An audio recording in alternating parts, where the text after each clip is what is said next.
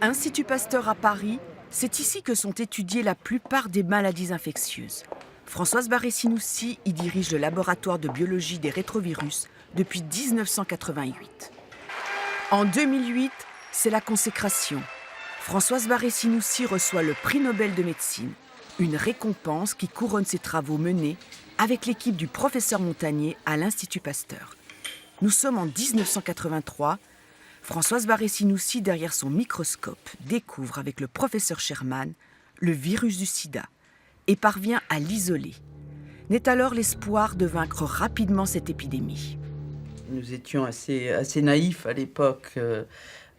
Nous pensions que le virus, une fois identifié, rapidement, nous pourrions développer un vaccin, nous pourrions développer un traitement. Nous n'avions pas non plus la notion de l'ampleur de l'épidémie à cette époque, en 83. Depuis, ces recherches ont permis d'améliorer les traitements et de travailler sur des médicaments plus puissants et mieux tolérés par le patient.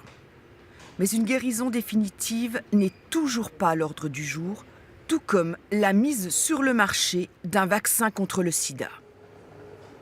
Ne me demandez pas quand nous aurons un vaccin, nous ne savons pas, mais la stratégie, en tous les cas, qui est utilisée aujourd'hui par les chercheurs, est sur la bonne voie.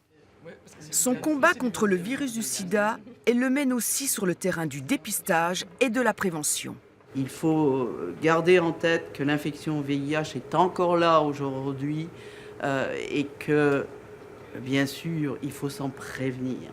C'est mon deuxième message. Prévenez-vous de cette infection. On peut se prévenir de cette infection VIH par des moyens simples plutôt que de prendre ensuite des traitements à vie. Dans quelques mois, elle part à la retraite avec une pointe d'inquiétude pour l'avenir de la recherche. Je suis particulièrement inquiète pour les jeunes chercheurs.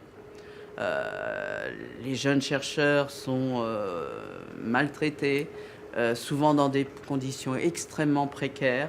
Ils sont obligés soit de partir à l'étranger, soit d'abandonner la recherche. Et je ne vois pas comment, dans un pays comme la France, nous pouvons garder une recherche de haut niveau si nous n'avons plus justement les nouvelles générations de chercheurs.